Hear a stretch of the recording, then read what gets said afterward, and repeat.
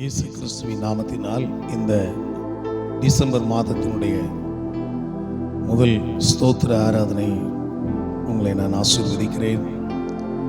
கர்த்தர் தம்முடைய மேலானதான கிருபையினாலே நம்மை கரம் பற்றி இந்த 11 மாதங்கள் அளவும் கர்த்தர் நம்மை நிமிர்ந்து நடக்க பண்ணினார். எத்தனையோ விதமான பாடுகள் சூழ்நிலைகள் மத்தியிலே மிக முக்கியமாக சொல்ல போனால் நம்மை உருவாக்குகிற தேவனாக இருந்தார். அவருடைய தயவினாலே நம்முடைய கொம்பு உயரும்படி கர்த்தர் அனுகிரகம் செய்தார். நம்முடைய பர்வதங்கள் திடமாய் நிற்கும்படி கர்த்தர் அனுகிரகம் செய்தார். அல்லேலூயா. ஏராளமான மிராக்கிள்ஸ், ஏராளமான குடும்பங்களில் காணப்பட்ட ரெடீம்ஸ், விடுதலைகள், அதோடு கூட பல இடங்களில் காணப்பட்டதான தேவனுடைய ஆசீர்வாதங்கள் அதிகமாக இந்த வருடங்களிலே நாம் கூட்டங்களை சந்தித்தோம்.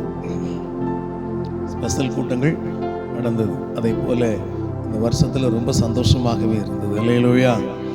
கர்த்தர் அருமையாய் நம்மை நடத்தி வந்தார். அது கடந்த மாதத்திலே நமக்கு பயப்படாதீர்கள் என்று சொன்னார். பயப்படத்தக்கதாய் காணப்பட்ட சகல சூழ்நிலைகளை கர்த்தர் மாற்றி தந்து நம்மை கர்த்தர் ஆசீர்வதித்தார். நான் அதற்காக கூட கர்த்தரை என்ன செய்கிறேன், ஸ்தோத்திரிக்கிறேன். அல்லேலூயா. இந்த மாதத்திலும் தேவனாகிய கர்த்தர் நம்மை நேசிக்கிற தேவனாய் கர்த்தர் இருக்கிறார். அல்லேலூயா.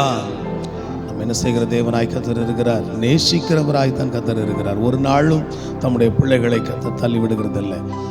இந்த மாதத்திலே இந்த வருடங்களில் சொல்ல போனால் குறைந்தது எப்படி ஒரு 40 பாட்டுகளுக்கு மேலேயாவது நீங்கள் புது பாடல் கற்றுக்கொண்டு வந்திருப்பீங்க. அல்லேலூயா. கர்த்தர் உள்ளானதெல்லாம் ஒரு மகிழ்ச்சி. அல்லேலூயா. ஆனால் அப்படின்னா கர்த்தர் சொல்ல மாட்டார், சொல்லுவார். சொல்லிவிட்டு அதை செய்யாமல் இருக்க மாட்டார். நிச்சயமாய் கர்த்தர் செய்து முடிப்பார். அல்லேலூயா. இந்த மாதத்திலும் கூட நாம் தேவனுடைய வார்த்தைக்குள்ளாக நாம் கடந்து செல்வோம். நாம் யோவான் எழுதின நற்செய்தி நூல் 14ஆம் அதிகாரம், யோவான் எழுதின நற்செய்தி நூல் 14ஆம் அதிகாரம் 27வது வசனத்தினுடைய பிற்பகுதி இவ்வண்ணமாக சொல்லுகிறது: உங்கள் இருதயம் கலங்காமலும் பயப்படாமலும் நிற்பதாக. இந்த புதிய மாதத்திலே கர்த்தருடைய வேலைக்காரனாகிய உங்கள் சகோதரனாகிய நான், ஆண்டவராகிய கர்த்தர் இயேசு எங்களுக்கு உணர்த்தின வார்த்தைகளை நாங்கள் உங்களுக்கு அறிவிக்கிறோம். என்னவென்றால், உங்கள் இருதயம் கலங்காமலும் பயப்படாமலும் இருப்பதாக. இந்த டிசம்பர் மாதத்தில் கால் வைத்திருக்கிறோம். எவ்வளோ விதமான தேவைகள் நிறைந்த ஒரு மாதம். அதுபோல அடுத்த வருடம் எப்படி இருக்கும் என்கிற ஒரு எதிர்பார்ப்பில் இருக்கிற ஒரு மாதம். எனவே வாக்குத்தத்தங்களை குறித்ததான காரியங்கள் முற்றிலுமாய் அடைந்து விட்டோமோ இல்லையோ என்கிறதான ஒரு மாதம். ஸோ பலவிதமான கலக்கங்கள், பயங்களின் மத்தியிலே இருக்கிற நம்மை காலை வேளையிலே கர்த்தர் அனுப்பி தந்திருக்கிற இந்த வார்த்தை தேற்றுகிற ஒன்று: உங்கள் இருதயம் கலங்காமலும் பயப்படாமலும் இருப்பதாக. இதே நற்செய்தி நூல் 14ஆம் அதிகாரம் 1வது வசனத்திலே கர்த்தர் சொல்லக்கூடிய ஒரு காரியம், உங்கள் இருதயம் கலங்காதிருப்பதாக. இது மாத்திரமல்ல, நீங்கள் அங்கே மத்தேயு எழுதின நற்செய்தி நூலிலே 26 காட்டப்பட்டிருக்கும் என்னவென்று சொன்னால், அங்கே நீங்கள் கலங்காதபடிக்கு எச்சரிக்கையாயிருங்கள். அல்லேலூயா. நீங்கள் எப்படி இருங்க? கலங்காதபடிக்கு எச்சரிக்கையாயிருங்கள். ஆக நாம் கலங்க வேண்டாம் என்பதை குறித்து மத்தேயு 24:6 காட்டப்பட்டிருக்கும். கலங்காதபடிக்கு எச்சரிக்கையாயிருங்கள். நம்முடைய தேவன் நம்முடைய கலக்கத்தை நம்மை விட்டு மாற்றுகிற தேவன். அல்லேலூயா. அப்போ இந்த மாதத்திலே தேவனாகிய கர்த்தர் நம்முடைய கலக்கங்கள், பயம் எல்லாவற்றையும் நம்மை விட்டு தூரப்படுத்துகிற தேவனாய் கர்த்தர் இருப்பார். அல்லேலூயா. எங்கே இந்த புதிய ஒரு மாதத்திலே கடந்த நாட்களிலே பயப்படாதே என்று சொல்லி என்னோடு கூட இருந்து என்னை நடத்தின நல்ல தேவன் இந்த மாதங்களில் எங்களுக்கு எப்படி இருக்குமோ என்று நீங்கள் யோசிக்க வேண்டாம். கர்த்தருடைய வார்த்தை சொல்லுகிறது, நீங்கள் கலங்காமலும் பயப்படாமல் இருங்கள். எனவே நம்முடைய வாழ்க்கையில் நமக்கு கலக்கங்கள் தேவையில்லை. ஒருவேளை சரீர பலகீனங்கள், வியாதியினுடைய போராட்டங்கள், அல்லது அதையும் தாண்டி தேவைகளின் காரியங்கள், அல்லது உள்ளான மனுஷனிலே சத்துரு கொண்டு வருகிற போராட்டங்கள், சரீரங்களிலே கொண்டு வருகிற போராட்டங்கள், மனிதர்களால் வரக்கூடிய போராட்டங்கள், அல்லது எதிர்காலத்தை குறித்ததான நிலைகளிலே ஒருவேளை உங்களிடத்திலே கலக்கங்களோ, அந்த கலக்கத்தின் மத்தியிலே எங்கே நான் தோற்று போய் விடுவேனோ, அல்லது மனிதர்கள் மத்தியிலே என்னுடைய காரியங்களிலே ஒரு வெட்கம் உண்டாகிவிடுமோ, அல்லது பின்னடைவு உண்டாகிவிடும் என்கிற பயத்தில் நீங்கள் இருக்கலாம். கர்த்தருடைய வேதம் திட்டமாய் சொல்லுகிறது, நீங்கள் கலங்காமலும் பயப்படாமலும் இருங்கள். அல்லேலூயா. எப்பவுமே பாருங்க, நம்மளை விட நம்ம பிரச்சனை பெருசா இருந்தா, நம்முடைய எதிரி நம்மளை விட கொஞ்சம் பெருசா இருந்தா கொஞ்சம் நமக்கு பயம் வரும், ஒரு கலக்கம் வரும்.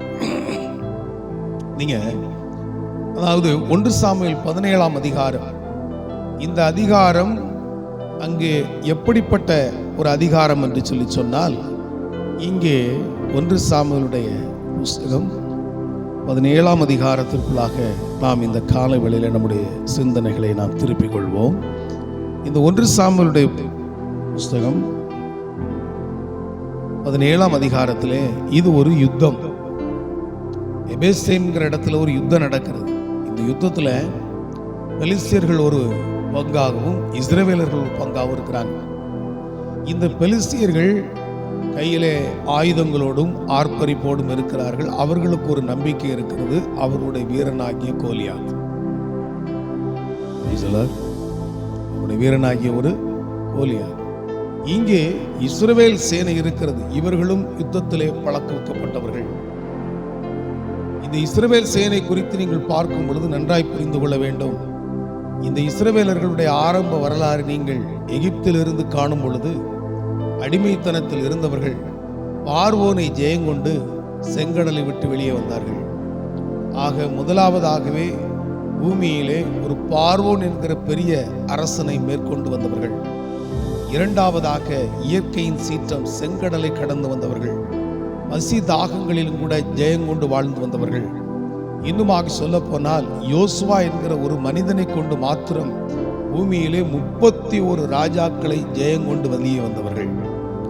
ஆக காலாகாலமாக கர்த்தரவர்களோடு கூட இருந்தார். தேவனுக்கு மகிமை உண்டாகட்டும். அந்த ஜனம் இங்கே ஒரு பெலிஸ்தியரிடத்தில், இதே பெலிஸ்தியர்களை நியாயாதிபதிகளுடைய காலகட்டங்களிலே பல நேரங்களிலே ஜெயங்கொண்டு வாழ்ந்தவர்கள் தான் இந்த இஸ்ரவேலர்கள். ஆக உலகத்திலே பயங்கரமான யுத்தங்களை கண்டவர்கள், பயங்கரமான ராஜ்யங்களை ஜெயித்தவர்கள். தேவன் அவர்களோடு இருந்தபடியினால் இவர்களை பற்றிய பயங்கரமெல்லாம் தேசத்தில் இருந்தது.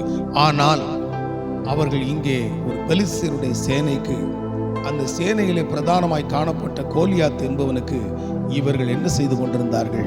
பயந்து கொண்டிருந்தார்கள். இதை குறித்து நாம் 17ஆம் அதிகாரம் 11ஆவது வசனத்தில் வாசிக்கிறோம். சவுலும் இஸ்ரவேல் அனைவரும் அந்த பெலிஸ்தனுடைய வார்த்தைகளை கேட்டு கலங்கி மிகவும் பயப்பட்டார்கள். ஆக ஒருவேளை நம்முடைய எதிரி நம்மை விட கொஞ்சம் பலம் வாய்ந்தவனாய் காணப்படும் பொழுது, நம்முடைய கடந்த காலத்திலே கர்த்தர் நடத்தின அனுபவங்கள் மறக்கப்பட்டதாய் நாம் இருக்கும் பொழுது, அல்லது பிரச்சனைகள் நம்மை விட பெரிதாய் காணப்படும் பொழுது, வாழ்க்கையில் என்ன வருகிறது என்றால் ஒரு கலக்கம். இரண்டாவதாக கலக்கத்தினுடைய காரியங்களை பார்க்கும் பொழுது, யோபு எழுதின நூல் அங்கே 4ஆம் அதிகாரம் 5வது வசனத்திலே நம்மால் வாசிக்க முடியும். யோபுடைய புஸ்தகம் 4ஆம் அதிகாரம் 5வது வசனத்தில் அங்கே ஒரு வசனம் அருமையாய் காட்டப்பட்டிருக்கும். இப்பொழுதோ துன்பம் உமக்கு நேரிட்டபடியினால் ஆயாசப்படுகிறீர், அது உம்மை தொட்டதினால் கலங்குகிறீர். ஆக இந்த யோபு என்கிற ஒரு மனிதனுக்கு ஏற்பட்ட ஒரு துக்கம். இவன் நன்றாக செல்வசீராய் வாழ்ந்து கொண்டிருந்த மனிதன். இவனுடைய வாழ்க்கையிலே ஒரு துன்பம் வருகிறது. துன்பம் வந்ததோடு நிற்காமல் அது தொடர்ச்சியாய் நிற்கிறது. இந்த வந்த துன்பம் அவன் குடும்பத்தை அழித்து போட்டது, அவன் ஆஸ்தியை அழித்து போட்டது, அவனுடைய அந்தஸ்தை அழித்து போட்டது, அவனுடைய சரீர ஆரோக்கியத்தையும் அழித்து போட்டது. ஆக தொடர்ச்சியாய் வரக்கூடிய அடிமேல் அடி என்று சொல்வார்கள். அதை போல அந்த அடியிலே ஏற்பட்டதன் நிமித்தமாக கலங்கி நின்றார். அவரை பார்த்துத்தான் அவருடைய சிநேகிதன் அங்கே தேமானியனாகிய எலிப்பாஸ் சொல்லுகிறான், துன்பம் உம்மை தொட்டதினால் நீர் என்ன செய்கிறீர்? கலங்குகிறீர். அல்லேலூயா. துன்பம் ஒரு மனிதனை தொடும் பொழுது ஒரு கலக்கம் உண்டாகிறது. அடுத்ததாக நாம் அங்கே எஸ்தரின் புஸ்தகம் 1ஆம் அதிகாரம் 15வது வசனத்திலும் மத்தேயு நற்செய்தி நூல் 2ஆம் அதிகாரம் 3வது வசனத்திலும் ஒரு காரியத்தை நாம் வாசிக்க முடியும். அங்கே தேவ ஜனத்திற்கு விரோதமாக இங்கே ஒரு தேசமே கலங்கி நிற்கிறது. ஒரு தேசமே கலங்கி நிற்கிறது.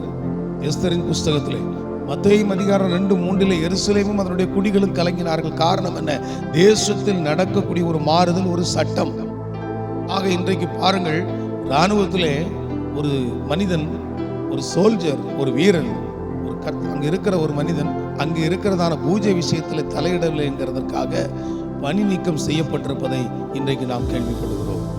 ஆக தேசத்தினுடைய இப்படி போன்ற சட்டங்கள் தேசத்தினுடைய குடிகளில் அநேகருக்கு கலக்கத்தை கொடுக்கிறதாய் காணப்படும். ஆக இந்த யூதர்கள், இந்த யூத ஜனங்கள் அங்கே அகாஸ்வேரு ராஜாவுடைய ஆளுகையில் இருந்த நாட்களிலே அங்கே ஆமான் என்கிற ஒரு மனிதன் அந்த துஷ்டன் ஒரு சட்டத்தை கொண்டு வர நினைத்த பொழுது, கொண்டு வந்த பொழுது தேசத்திலே அந்த சிறுமைப்பட்டிருந்த நிலையில் இருந்த ஜனங்கள் கலங்கினார்கள். ஆக தேசத்தினுடைய சட்டங்கள், அரசியல் மாறுதல்கள் மனிதனுக்கு என்ன கொடுக்கிறது? கலக்கத்தை கொடுக்கிறது. அடுத்து லூக்கா நற்செய்தி நூல் 10ஆம் அதிகாரம் 41வது வசனத்தில் நாம் ஒரு காரியத்தை வாசிக்க முடியும். என்னவென்றால், மார்த்தாலே நீ அநேக காரியங்களை குறித்து கவலைப்பட்டு கலங்குகிறாய். இங்கே இந்த அம்மாவுக்கு என்னன்னா, எல்லா காரியத்தை குறித்ததான கவலைகள் என்ன இருக்குது. அப்ப கவலை என்ன பண்ணுது? ஒரு மனுஷனை மனமடிவுக்குள்ளாய் ஆக்குகிறது. அப்ப என்ன? அதனாலதான் கவலைப்படுகிறதுனால உங்களுக்கு பிரயோஜனம் என்னன்னு இல்லையா? ஆகாயத்து பறவைகளை கவனிச்சு பாருங்க, அது விதைக்குதா வைக்குதா?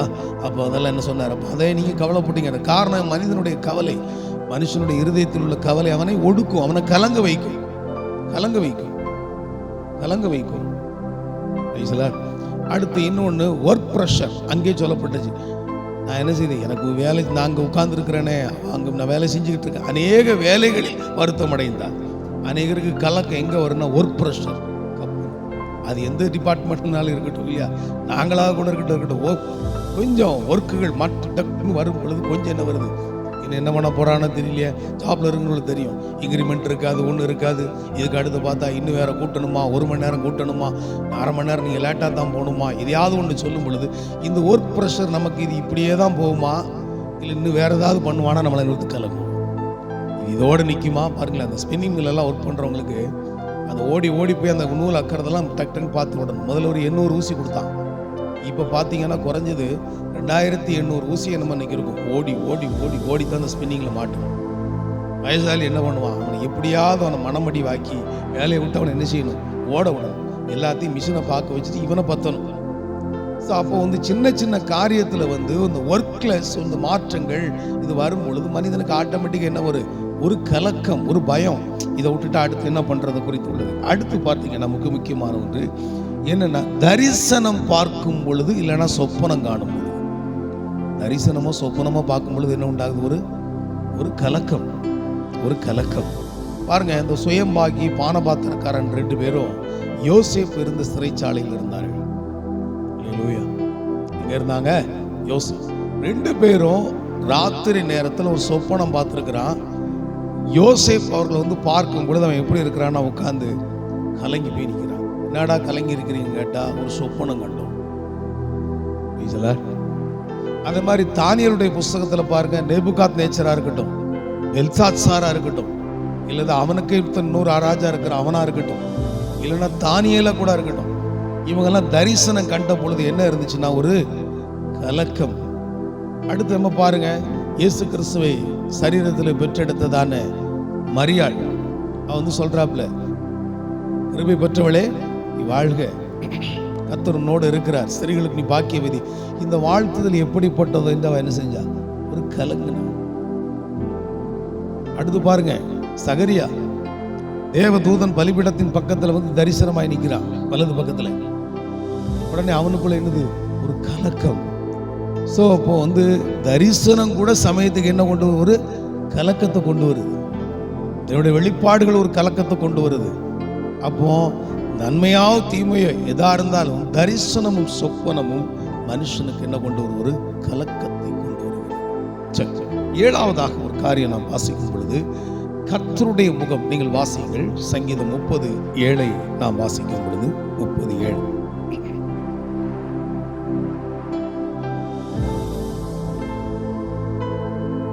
கர்த்தாவே, உம்முடைய தயவினால் நீர் என் பர்வதத்தை திடமாய் நிற்க பண்ணியிருந்தீர். உமது முகத்தை நீர் மறைத்து கொண்ட போதோ நான் கலங்க. இப்ப தேவனுடைய முகம் ஒருவனுக்கு மறைக்கப்படுமானால் அது கலக்கம் உண்டாகும். தேவனுடைய முகம் மறைச்சிருச்சுன்னா என்ன உண்டாகும்? வேற ஒண்ணும் இல்லை, நீங்க ரொம்ப யோசிக்க வேண்டாம். உங்களுடைய ஜெபம் கொஞ்சம் கேட்கப்படுறது லேட் ஆச்சுன்னு வைங்களேன், என்ன உண்டாகுது? ஐயோ, ஜெபிக்கிறோமே, நமக்கு ஏன் நடக்க மாட்டேங்குது? நம்ம ஒருவேளை பாவியா இருக்கிறோமோ, இல்லை நம்ம ஜெபம் பண்ணோம் வேறு விதமாக நடக்க, என்ன செய்யறதுன்னு தெரியலையே. காரணம் என்னன்னா, அந்த நேரத்தில் உங்களுக்கு கர்த்தருடைய வசனம் உங்களை தேற்றாதபடி, அந்த கர்த்தருடைய வசனம் உங்களை நடத்தாதபடி, நீங்கள் நடக்க வேண்டிய பாதை உங்களுக்கு புலப்படாது இருக்கும் பொழுது, எதிர்காலத்தை பற்றி ஒரு சரியான நிச்சயம் கர்த்தருக்குள் இல்லாத நேரங்களில் என்ன உண்டாகும் என்றால், அந்த நேரத்தில் தேவனுடைய முகம் மறைக்கப்பட்டிருக்கிறது. இது ஒரு பெரிய, எல்லா கலக்கத்தை பார்க்கிலும் மிக கொடுமையான ஒரு கலக்கமும் பயமும் எதுவென்றால் தேவனுடைய முகம் மறைக்கப்படுகிற ஒன்று. தேவனுடைய முகம் மறைக்கப்படும் பொழுது, நீங்க நம்முடைய ஆண்டவராகிய இயேசு கிறிஸ்துவின் நாமம் மகிமைப்படுவதாக, அவர் இந்த பூமியிலே நமக்காய் பாடுகள் பட்ட நேரத்தில் ஒரு சிலுவையில் ஒரு சத்தம் கொடுத்தார். என்ன தெரியுமா? என் தேவனே, என் தேவனே, ஏன் என்னை கைவிட்டு, ஏலி ஏலி லாமா சபத்கானி, எதுக்காக என்னை கைவிட்டீர்? அவர் கதறார். காரணம் என்ன? உலகத்தின் பாவங்களும் குமாரனாகிய கிறிஸ்து மேல் சுமத்தப்பட்டது. அவர் அதை ஏற்றுக்கொண்டார். அவர் எல்லோருடைய பாவத்தையும் அவர் தாம் சுமக்கின்ற நேரத்திலே நன்றாய் நீங்கள் புரிந்து கொள்ள வேண்டும். ஏசாயா 59:2 உங்களுடைய பாவங்களும் உங்களுடைய அக்கிரமங்களும் அவர் உங்களுக்கு செவி கொடாதபடி அவருடைய முகத்தை உங்களுக்கு, அப்போ குமாரன் அநேகருடைய பாவத்தை அவர் சுமக்கும் பொழுது குமாரனுக்கும் பிதாவாகிய தேவனுடைய முகம் மறைக்கப்பட்டது. அப்பதான் அலறாரு, என் தேவனே, என் தேவனே, ஏன் என்னை கைவிட்டீர்? எலோயி எலோயி லாமா சபத்கானி, ஏன் என்னை கைவிட்டீர்? அப்போ பாவம் என்கிற ஒன்று, மனுஷனுடைய மீறுதல் என்கிற ஒன்று தேவனுடைய முகத்தை மறைக்கிறது. இன்னும் அநேக காரியத்தினாலும் தேவனுடைய முகம் மறைக்கப்படும். ஒன்று பாவம். இன்னொன்று சொல்ல போனீங்கன்னு சொல்லாச்சுன்னா சிலைகளை வைத்தல். சிலுவை சிலையெல்லாம் வைக்கிறாங்கல்ல, அது வைத்தல். அடுத்து இன்னொன்று பார்த்தீங்கன்னா என்ன செய்யறது? கர்த்தருக்கு விரோதமா நிற்கிறது. கேட்டீங்களா? அப்போஸ்தலருடைய ஐக்கியத்தில் இல்லாதது, அதுவும் முகம் என்ன செய்யப்படும்? மறைக்கப்படும். அப்போஸ்தலருடைய ஐக்கியத்தில் இல்லைன்னாச்சுன்னா முகம் மறைக்கப்படும். பரிசுத்தம் இல்லாதது முகம் மறைக்கப்படும். பரிசுத்த ஆவியை பெறலன்னா முகம் மறைக்கப்படும். காலையில் எந்திரிச்சு தேவனை தேடலைன்னா தேவனுடைய முகம் மறைக்கப்படும். ஆலயத்துக்கு சரியா வந்து ஜெபித்து ஆர்ப்பரிக்கலைன்னா தேவனுடைய முகம் மறைக்கப்படும். அல்லேலூயா. ஆக இந்த முகத்தை குறித்து நீங்கள் நன்றாய் புரிந்து கொள்ள வேண்டும். இயேசு கிறிஸ்துடைய முகத்தில் இருக்கிற மகிமையின் அறிவாகிய ஒளி தோன்ற பண்ணும் பொருட்டாக எங்கள் இருதயங்களிலே கர்த்தர் பிரகாசித்தார். ஆக இன்றைக்கு தேவனுடைய முகம் என்பது எதுன்னு கேட்டீங்கன்னா கர்த்தருடைய வசனம். அந்த வசனத்தினுடைய ஆழங்கள் அநேகருக்கு புரியலைன்னா அவங்க தேவனுடைய முகத்தை என்ன செய்யல, பார்க்கல. அதனாலதான் நான் சொன்னேன், அந்த வெளிப்பாடு இருக்கக்கூடிய அப்போஸ்தல அஸ்திபாரத்தின் மேல் கட்டப்படலைன்னா கட்டப்படலைன்னா அவனுக்கு என்ன இருக்காது? அந்த வெளிப்பாடு இருக்காது. அப்போ இந்த அப்போஸ்தலர்களுடைய அந்த உபதேசத்தினுடைய தன்மை, அங்கே ஊழியத்தில் இருக்கிறவருடைய தன்மை என்னன்னா, உங்களை கிறிஸ்துவுக்குள் தேறினவர்களாக நிறுத்தும். அதனாலதான் நாங்கள் பண்ணக்கூடிய பிரசங்கத்தை நாங்கள் உங்களுக்கு சொல்றோம். அந்த பிரசங்கங்கள் இருந்து உங்களுக்கு நாங்கள் கேள்வியும் கேட்கிறோம். ஏன் காரணம் என்ன? உங்களை என்ன செய்யணும்? தேற வைக்கணும். என்றைக்குமே ஏபிசிடி அந்த ஆரம்ப காலத்தில் இருக்கிற அந்த பாடமே கடைசி வரைக்கும் போனால் விளங்குமா? விளங்காது. அப்போ நாளாக நாளாக நீங்கள் அனுபவத்தில் தேர வேண்டும், வசனத்தில் தேரணும். நீங்கள் புத்தியில் இப்படி இருக்கணும். நீங்கள் தேவனுடைய வசனத்தில் தேர்னவர்களாக இருக்கிறதுக்கு தான் இந்த ஊழியத்தை கர்த்தர் எங்களுக்கு கையில் கொடுத்திருக்கிறார். அல்லேலூயா. அப்போ இந்த அப்போஸ்தல ஊழியர்களுக்கு தான் என்ன கொடுக்கிறார் என்றால், முற்காலத்தில் இந்த வேத வசனங்கள் இப்பொழுது அப்போஸ்தலருக்கு வெளிப்படுத்தப்படுவது போல மனுபுத்தருக்கு வெளிப்படுத்தப்படவில்லை. அப்போ அந்த வெளிப்பாடு அவர்கள் கொடுக்கிறார்கள். அல்லேலூயா. வெளிப்பாட்டை கொடுக்கிறார்கள். அந்த அஸ்திபாரத்தில் ஒருத்தர் இல்லைன்னா அவனுக்கு வசனம் தெரியாது. அது எப்படியாவது தெரிஞ்சுக்கிடுங்கன்றதுக்காகத்தான் இந்த முயற்சியை எடுத்து நம்ம கொண்டுட்டு போயிட்டு இருக்கிறோம். இதை பார்த்துட்டு சொல்றான், ஆகா இதை பார்த்துட்டு எவனும் எதிர்த்தும் பேச முடியாது, எதிர்த்தும் பேச முடியாது, அதே நேரத்துக்குள்ள உடனே பின்பற்றவும் முடியாது. ஆனா என்ன இவங்களுக்குள்ள உண்டாகிறது என்ன? கலக்கம். அல்லேலூயா. அப்ப இதுவரையில் அந்த வசனம் அவர்களுக்கு தெரியல. அப்போ இதனாலதான் கலக்கங்கள் உண்டாகிறது. அல்லேலூயா, அல்லேலூயா. அப்போ இந்த கலக்கங்கள் எல்லாம், இந்த பயங்கள் எல்லாம், இந்த பயத்தை குறித்து நமக்கு தெரியும் இல்லையா? அப்ப இந்த கலக்கங்கள் நம்மளை விட்டு நீங்க வேண்டுமானால் அவைகள் எல்லாவற்றையும் போக்கி, ஒருவேளை கர்த்தரோடு கூட இவ்வளவு காலம் பிரயாணித்துக் கொண்டிருக்கிறோம், ஆண்டவரை பின்பற்றி வருகிறோம், கிருபையாய் கர்த்தர் நம்மை அழைத்திருக்கிறார். நாம் அவரை விட்டு அநேக நேரங்களில் விட்டு விலகினாலும் நம்மை விட்டு விலகாதபடி நம்மை சிட்சித்து போதித்து எல்லா சூழ்நிலைகளிலும் நல்லவராய் இருந்து நம்மை நடத்தி வருகிற தேவன் இந்த டிசம்பர் மாதத்தில் சொல்றார், இனி வாழ்க்கை எப்படி போகும்னு என் மகனே மகளே நீ கலங்க வேண்டிய அவசியம் இல்லை. உன் இருதயம் கலங்க வேண்டிய அவசியம் இல்லை. நீ பயப்பட வேண்டிய அவசியம் இல்லை. அல்லேலூயா. அப்ப பாருங்க, இந்த ஒட்டுமொத்ததான கலக்கங்களாக இருக்கட்டும், எல்லாவற்றையும் சரி, நம்முடைய ஆண்டவராகிய கர்த்தர் இயேசு இந்த பூமியில் இருந்த காலங்களிலே அவர் அத்தனையும் சுமந்து கொண்டிருக்கிறார். அதான் முதல் சொன்னேன், பிதாவுடைய முகம் மறைக்கப்பட்ட உடனே அவர் என்ன பண்ணாரு? கதறிட்டார். அல்லேலூயா. அது மட்டும் இல்லை, நான் வாசித்த வேத பகுதியில் 14ஆம் அதிகாரம் அந்த 27ஆவது வசனத்தில் ஆரம்பம் என்ன சொல்லுகிறது? என்னுடைய சமாதானத்தை நான் உங்களுக்கு வைத்து போகிறேன். அப்போ தேவன் என்ன பண்றார்? கலக்கங்கள் எல்லாவற்றையும் போக்கி தம்முடைய சமாதானத்தை நமக்கு அருளி செய்யக்கூடிய தேவனாய் கர்த்தர் இருக்கிறார். அல்லேலூயா, அல்லேலூயா. அப்போ அவர் கலங்காதே என்று சொல்லுகிற தேவன் மாத்திரமல்ல, கலக்கங்களை நம்மை விட்டு தூரப்படுத்தி நமக்கு சமாதானத்தை கொடுக்கக்கூடிய தேவனாயும் கர்த்தர் இருக்கிறார். அல்லேலூயா, அல்லேலூயா. நீங்க வாசிங்க 4ஆம் அதிகாரம் 15ஆவது வசனம் எபிரேயர்ல என்ன சொல்லப்பட்டிருக்கிறது? அங்கே 4ஆம் அதிகாரம் எபிரேயருடைய புஸ்தகம் 4ஆம் அதிகாரம் 15ஆவது வசனம், நம்முடைய பலவீனங்களை குறித்து பரிதபிக்க கூடாத பிரதான ஆசாரியர் நமக்கிராமல் எல்லாவற்றிலேயும் நம்மை போல சோதிக்கப்பட்டும் பாவம் இல்லாதிருக்கிற பிரதான ஆசாரியரே நமக்கு இருக்கிறார். அல்லேலூயா. எவ்வளவு ஒரு அருமையான வசனம் பாருங்க. அப்போ இந்த பாடுகள், ஆதியில இப்படிப்பட்ட பாடுகளோடு கூட மனிதன் இருக்க வேண்டும் என்று மனிதனை கர்த்தர் உண்டாக்கவில்லை. மனுஷனை கர்த்தர் செம்மையாதான் உண்டாக்கினார். ஆனால் மனிதனோ தனக்குள்ளாக அநேக உபாய தந்திரங்களை தேடிக்கொண்டு கிறிஸ்து மனிதனுக்கு உண்டு பண்ணி வைத்திருக்கிற அந்த மகிழ்ச்சியை, சந்தோஷத்தை, ஆளுகையை அவன் எங்கே ஏதேனில் என்ன செய்து விட்டான்? இழந்து விட்டான். அப்ப இழந்து போனதை தேடவும், அதை ரட்சிக்கவும், இழந்து போன எல்லாவற்றையும் திரும்ப மனிதனுக்கு கொடுத்து மீண்டும் அவனுடைய வாழ்க்கையிலே சந்தோஷத்தோடும் சமாதானத்தோடும் கூட அவன் வாழ வேண்டும் என்பதற்காகவே கர்த்தர் இயேசு பூமிக்கு புறப்பட்டு வந்தார். அவர் பூமியை விட்டு போகும் பொழுது தம்முடைய சீசர்களிடத்தில் பேசின வார்த்தைகள் அடங்கியதுதான் இந்த யோவான் 14ஆம் அதிகாரத்தில் சொல்ற, நீங்க போறேன், நீங்க கலங்காதீங்க, என்னுடைய சமாதானத்தை நான் உங்களுக்கு கொடுத்துட்டு போறேன். உலகம் கொடுக்கறத நான் கொடுக்கல, என் சமாதானத்தை உங்களுக்கு நான் தர்றேன். என் கூட இருந்து 3 வருஷங்கள்ல எவ்வளவு சந்தோஷமா இருந்தீங்க, அதே சமாதானத்தை நான் உங்களுக்கு என்ன செய்யறேன்? கொடுக்கிறேன் போங்க அப்படின்னாரு.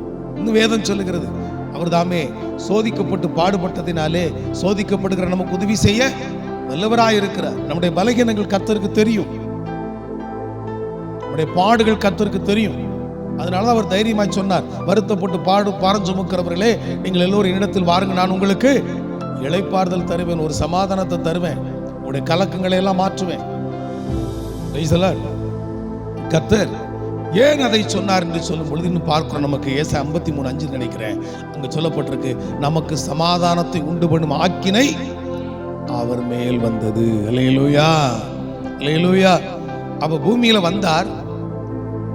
மனுஷனுடைய சமாதான குறைவுக்கும் சந்தோஷ குறைவுக்கும் கலக்கங்களுக்கும் ஏதுவானது எவைகள் இருக்கிறதோ அவைகள் எல்லாவற்றையும் மரணத்திற்கும் பாதாளத்துக்கும் ஒப்பு கொடுக்கத்தக்கதாக அந்த கல்வாரி கோர சிலுவையிலே, அந்த கொல்கதா கோர சிலுவையிலே அத்தனையும் சுமந்து தீர்த்து கடைசியில் சொன்னார், எல்லாம் முடிந்தது. அல்லேலூயா. அப்போ அவர் அடைந்த அந்த ஆக்கினை, அந்த ஆக்கினுடைய அம்சங்களில் காட்டப்பட்டிருக்கிறது. நமக்கு சமாதானத்தை உண்டு பண்ணக்கூடிய ஆக்கினை அவர் மேல் வந்தது.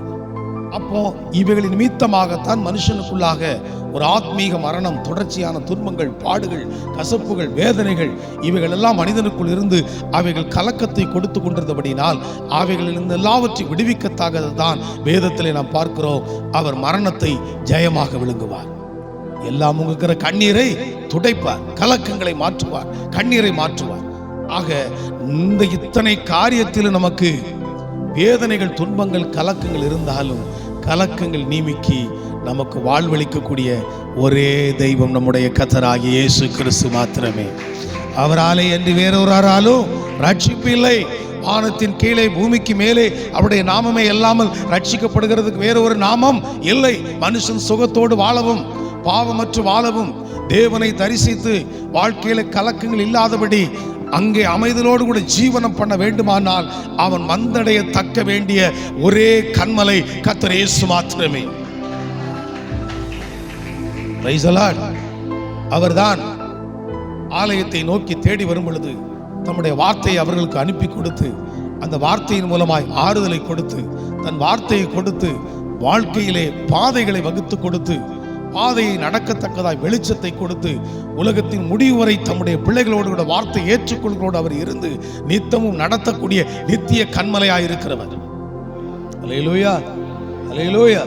நித்திய கன்மலையாய் இருந்து யெகோவாவுக்கு நித்திய கன்மலை, நித்திய கன்மலையாய் என்றைக்கும் இருந்து நம்முடைய வாழ்க்கையினுடைய தாகங்கள் எல்லாவற்றையும் தீர்த்து நம்மை ஆசீர்வதிக்கவும், நம்மை உயர்த்தவும், நம்மை நடத்தவும், நம்மை மாத்திரமல்ல கர்த்தர் நமக்கு தந்திருக்கிற சந்ததியும் பிள்ளைகளாக இருக்கட்டும் அல்லது பேர பிள்ளைகளாக இருக்கட்டும், என்னுடைய வசனமும் வார்த்தைகளும் உன்மேலும் உன் சந்தானத்தின் மேலும் அவைகள் ஒரு நாள் நீங்கவில்லை என்று சொல்லி சொன்னார். அல்லேலூயா.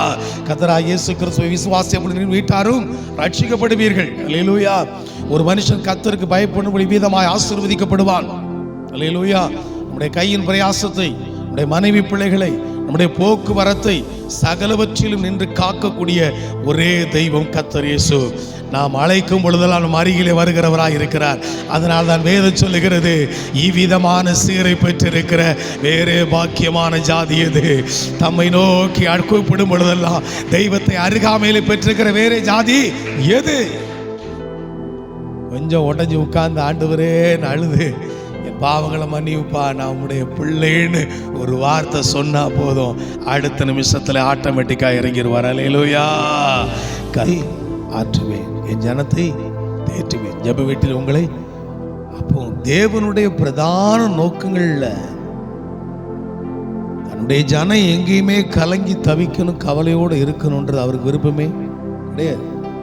இந்த கலக்கங்கள், போராட்டங்கள் நிறைந்த உலகத்தை அவரும் ருசி பார்த்து, வேதம் சொல்லுது மரணத்தையும் கூட ருசி பார்த்து, ருசி பார்க்குற அளவுக்கு அது ஒரு பெருசா இல்லை, அவ்வளோ நல்லதா மரணம்ன்றது, அதையும் கூட ருசி பார்த்து எல்லாவற்றிலும் சரி ஜெயத்தை எடுத்து விட்டு நமக்கு சொன்னார், இந்த உலகத்தில் உங்களுக்கு உபத்திரம் உண்டு, ஆனால் திடன் கொள்ளுங்க உலகத்தை என்னை நோக்கி பாருங்க, அப்பொழுது நீங்கள் ரட்சிக்கப்படுவீர்கள். அவர்கள் அவரை நோக்கி பார்த்து அவருடைய முகங்கள் ஒருபோதும், அப்ப பாருங்க இவ்வளவு தெய்வத்தை இந்த பூமியில காண்பது என்பது ஒரு பெரிய பாக்கியம் நமக்கு. அதுல இவ்வளவு ஆழமான உபதேசங்கள் நமக்கு கிடைச்சிருக்கிறது ஒரு பெரிய ஒரு பாக்கியம். என்றைக்கு தெரிஞ்சுக்கிடுங்க, தேவனுடைய விஷயத்துல மன உற்சாகத்தோடு கூட காணும். விஷயத்தை ஆண்டவர் சொல்லிட்டாருன்னா கலங்காதீங்க. ஒரு பாரமான ஒரு விஷயத்தை சொல்லவே இல்லை இல்லையா? எல்லா சூழ்நிலைகளிலும் கர்த்தருக்கு பயந்து வசனங்களை கை கொண்டு இருக்கும் பொழுது ஆட்டோமேட்டிக்கா காலகாலங்களில் கர்த்தர் உயர்த்துவார். அல்லேலூயா. அப்போ இந்த தேவன் எல்லாவற்றையும் அவர் சுமந்திருக்கிற தேவனாய் இருக்கிறபடினால் இந்த கவலைகள், கஷ்டங்கள், பாரங்கள் யாவும் நம்மை விட்டு நீங்க வேண்டுமானால் அநேக காரியங்கள் நமக்கு தேவையாக இருக்கிறது. இல்லையா? அப்ப என்ன சொல்லப்பட்டுருச்சு? இந்த கலக்கங்கள்லாம் நம்ம விட்டு வீங்கணும் மக்கள்னா 11ஆம் அதிகாரம் 1ஆம் வசனத்திலே பாருங்க. யோவான் நற்செய்தி 14:1 இங்கே ஒரே ஒரு விஷயத்தை மட்டும் நான் உங்களுக்கு சொல்லிவிட்டு முடிக்கிறேன். கர்த்தர் உங்களோடு கூட இருக்கிறவராக இருக்கிறார். ஆமென். 14:1 கலங்காதிருப்பதாக தேவனிடத்தில் விசுவாசமாயிருங்கள், என்னிடத்திலும்.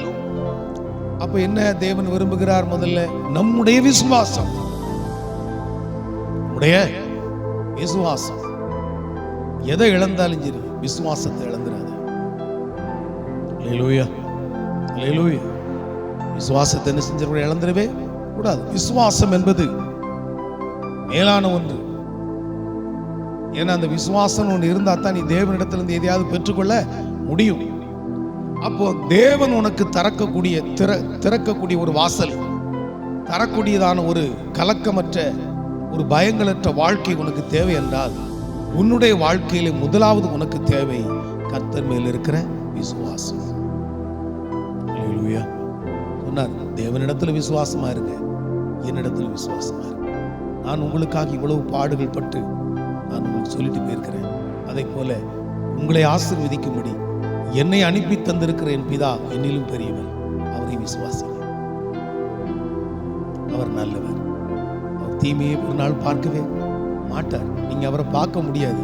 நான் சொல்றேன், என்னை கண்டிருக்கிறவன் அவரை கண்டார். பூமியில் இருந்த நாட்கள்ல சொல்லுகிறது, அவர் நன்மை செய்கிறவராய் சுற்றிக்கிறார். அப்போ கர்த்தர் எப்பொழுதுமே நன்மை செய்கிற தேவன், பிதாவாகிய தேவன் நன்மை செய்கிற தேவன். அதனாலதான் பூரணமான எந்த வரமும் நன்மையான எந்த ஈவும் பரத்தில் பிதாவின் ஜோதிகளிடத்திலிருந்து இறங்கி வருது. அவரிடத்தில் யாவது ஒரு மாற்றுதல் இல்லை. அப்போ அவர் நன்மை செய்கிறவர், இவர் நன்மை செய்கிறவராய் சுற்றி தெரிந்தவர். அப்ப நன்மையை நமக்கு தரக்கூடிய தேவன். நாம் அவரை சொன்ன போதும் விசுவாசத்தோடு கூட எல்லா காரியத்திலும் கர்த்தர் மேல எல்லாத்தையும் சொல்லிட்டு வெளியரங்கமாகி நாம் உத்தமமாய் ஜீவித்தால் போதும். வேதம் சொல்லுகிறது, உத்தமர்களுக்கு கர்த்தர் நன்மை வழங்காதிரார். உத்தம குணமுள்ள இஸ்ரவேலருக்கு கர்த்தர் எப்படி இருக்கிறார்? எப்பவுமே நல்லவராகவே கர்த்தர் இருக்கிறார். மனிதனிடத்துல தேவன் விரும்பக்கூடிய அதுதான். விசுவாசத்தில் உத்தம குமாரனாகிய தீமோத்தேயுக்குனார். அப்போ நம்மளுக்குள்ள ஒரு ஆழமான ஒரு விசுவாசம், அதை கொடுப்பதற்கு தான், அதை மனுஷனுக்கு அருளி செய்வதற்கு தான் தேவன் தன்னுடைய ஒரே பேரான குமாரனை விசுவாசிக்கிறவன் எவனோ அவன் கெட்டு போகாமல் நித்திய ஜீவனை அடையத்தக்கதாக அவரையே இந்த பூமிக்கு கர்த்தர் அனுப்பி தந்தார். அல்லேலூயா. நீங்க வாசிங்க 28:16. ஏசாயா 28:16 ஒருத்தர் வாசிக்கலாம். ஆதலால்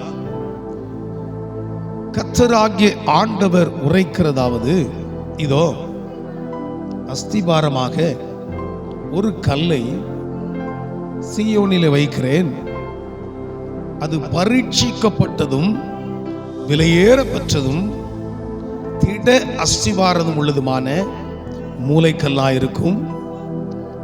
விசுவாசிக்கிறவன் அதுதான் போதும். பாருங்க, அப்ப இன்னைக்கு நாம எதையெல்லாம விசுவாசிக்கிறோம்.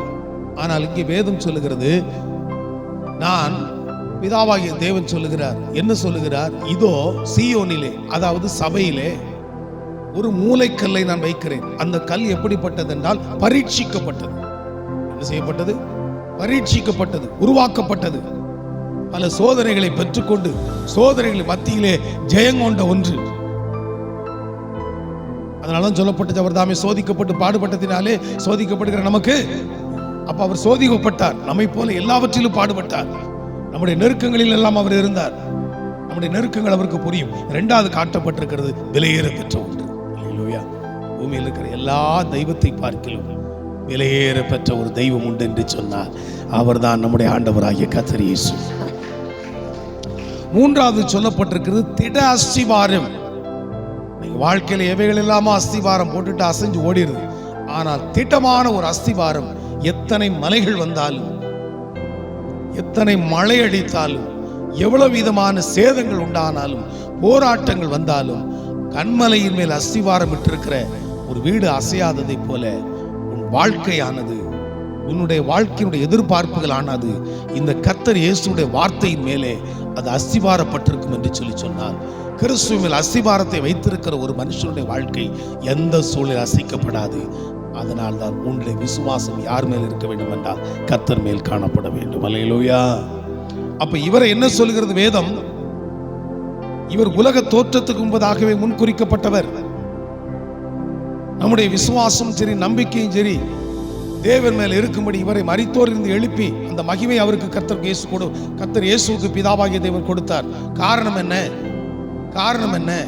இவரை நாம் நோக்கி பார்க்கும் பொழுது, இவருக்குள்ளாய் நாம் மரித்து இவரோடு கூட நாம் அடக்கம் பண்ணப்பட்டு இவரோடு பிரயாணப்படும் பொழுது, கிறிஸ்துவை சகல உபத்திரவங்களிலும் மீட்டெடுத்து அவரை உயிரோடு கூட எழுப்பி இன்றைக்கு அநேகருக்கு ஆசீர்வாதம் வைத்திருக்கிறதை போல இந்த உலகத்திலும் சரி, கிறிஸ்துவோடு கூட நாம் அடக்கம் பண்ணப்படும் பொழுது, கிறிஸ்துவோடு கூட இணைக்கப்படும் பொழுது, நமக்கு இருக்கிற எல்லா பாவங்கள், போராட்டங்கள், சாபங்கள் இதெல்லாம் நம்மை மீட்டெடுத்து நாளும் ஜெய ஜீவிதத்தை தந்து கலக்கத்தை நம்மை மாற்றும்படியாகவே இயேசுவை இந்த பூமிக்கு கர்த்தர் பிதாவாகிய தேவன் அனுப்பி தந்தார். அல்லேலூயா. அப்போ நமக்கு என்ன தேவைன்னா விசுவாசம். யோவான் 5:4 வாசிக்கிறோம், நம்முடைய விசுவாசம் உலகத்தை ஜெயிக்கிற ஜெயம். விசுவாசிக்கிறவன் பதறமாட்டான். அல்லேலூயா. அப்போ இதற்காகத்தான் கர்த்தர் அழைத்திருக்கிறார். பாருங்க, மாம்சத்தின்படி எவ்வளோ பெரிய இருக்கிறாங்க, வசதி உள்ளவர்கள், மனபலம் படைத்தவர்கள், அறிவு படைத்தவர்கள், படை படைத்தவர்கள், எத்தனையோ பேர் இருந்தாங்க. ஆனால் அவைகளினால் வெற்றி அல்ல. பார்த்தோம் 1 சாமுவேல் 17 கூட நிறைய ட்ரெயின்டு தான் இருந்தாங்க. ஆனால் யுத்தம் ஜெயிக்க முடியல. ஆனால் ஒரு தாவீது அந்த இடத்துல வந்தான். அவனுக்கு ஒரு விசுவாசம். நீ எல்லாம் உன் படைபலத்தை நம்பி வர்ற, வர்றா, நான் என் தேவ நாமத்தில் வர்றேன். அல்லேலூயா. அப்போ கர்த்தரை முன்வைத்தான், கர்த்தரை விசுவாசித்தான். அந்த விசுவாசம் கோலியாத்தினுடைய ஜெயத்திலே வந்தது. அந்த விசுவாசம் கோலியாத்தை ஜெயிக்க வைத்தது. அந்த விசுவாச காலகாலங்களில் சகலவற்றையும் ஜெயங்கொள்ள வைத்தது. அவன் கலங்கி தவித்திருந்த சகல வேலைகளிலும் அவனை கர்த்தரை விசுவாசித்திருந்தபடினால் எல்லா கலக்கங்களையும் நீக்கி கர்த்தர் அவனை ஆசீர்வதித்தார். ஆமென். அந்த தேவன் இன்றைக்கு உயிரோடு கூட இருக்கிறார். அவர் மரித்து போயிரல, மரித்து உயிரோடு கூட எழுந்திருக்கிறவர். மரிப்பதற்கு முன்பும் ஆசீர்வதித்தார், மரித்த பின்பு கூட ஆசீர்வதித்தார். நாட்கள் நீங்க உன்னை கேட்க மாட்டீங்க, கேளுங்க. விசுவாசம் உள்ளவர்களாய் நீங்க ஜெபத்தில் இவைகள் எல்லாம் கேட்கிறவர்கள் எல்லாம் பெற்றுக்கொள்வீர்கள். அப்ப நாம் அந்த விசுவாசத்தில் நிலை நின்று தேவன் இவைகளுக்கு தந்தருவார் என்று சொல்லி முழு நிச்சயத்தோடு கூட, இப்படித்தான் பரிசுத்தவான்களுடைய பாதை இருந்தது. ஆபிரகாம் வாழ்க்கையில் சகல கலக்கங்கள் இருந்தது. அந்த கலக்கத்தின் மத்தியிலும் அவன் தேவனை விசுவாசித்தான். அது அவனுக்கு நீதியாக எண்ணப்பட்டது. அல்லேலூயா. நம்முடைய முற்பிதாக்கள் மாத்திரமல்ல, ராஜாக்களுடைய காலங்களாக இருக்கட்டும், கலக்கத்தை போக்கினார். எசேக்கியா கலங்கி நின்ற வேலை உண்டு. அல்லேலூயா. அவைகளில் கர்த்தர் மாற்றினார். இனி தீர்க்கதரிசிகளுடைய காலங்கள், இன்னும் நம்முடைய புதிய ஏற்பாட்டில் அப்போஸ்தலருடைய காலங்கள், அநேக ஊழிய நேரத்திலே கலக்கங்களின் மத்தியிலும் கர்த்தர் அவர்களுடைய விசுவாசத்தை கனப்படுத்தி, பவுல் பாருங்க, பலவித கலக்கமான வாழ்க்கை சூழ்நிலைகளும் கடைசியில் சொல்றான், நல்ல போராட்டத்தை போராடினேன் என்று சொல்லி. அல்லேலூயா. எனவே கிறிஸ்தவ ஜீவிதம் என்பது நமக்கு கிடைத்திருக்கிற ஒரு பாக்கியம். உலகத்து மனுஷன் துன்பப்படுவான், அவனால் ஜெயங்கொள்ள முடியாது. ஆனால் கர்த்தரை பற்றி இருக்கிற நீயோ எல்லாவற்றையும் ஜெயித்துக் கொள்வாய். இதுதான் உலகத்தாருக்கு நமக்கு இருக்கிற ஒரு வித்தியாசம். எனவே கர்த்தரை விசுவாசி.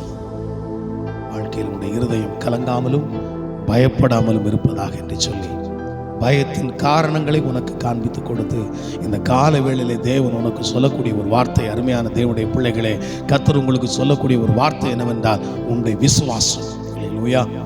இடத்துல கர்த்தர் எதிர்பார்ப்பது என்னது? விசுவாசம். அந்த விசுவாசம் உனக்குள் காணப்படும் பொழுது என் தேவனாகிய கர்த்தர் நிச்சயமாக நடத்துவார். கர்த்தர் சொல்லி இருக்கிற வார்த்தைகள் ஒரு நாளும் வீண் போகாது. சொல்லி இருக்கிற இஸ்ரவேலுக்கு சொன்ன வார்த்தைகள் ஒரு நாளும் தலையில் விழுந்து போகாது. அவர் ஸ்தானாதிபதியுடைய வார்த்தைகளை நிலைப்படுத்துகிற தேவன். அல்லேலூயா. எனவே கர்த்தர் தந்திருக்கிற வார்த்தைகளை விசுவாசியுங்கள்.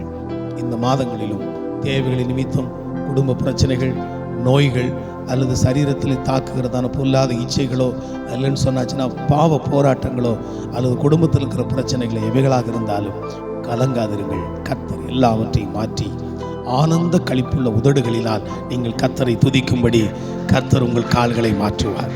விசுவாசத்தில் ஓட கர்த்தர் பலன் தருவார். ஜெயிக்க கர்த்தர் பலன் தருவார். அவர் ஆசீர்வதிக்கிற தேவனாகிய கர்த்தர். அல்லேலூயா. எல்லாரும் முழங்கால் படியில்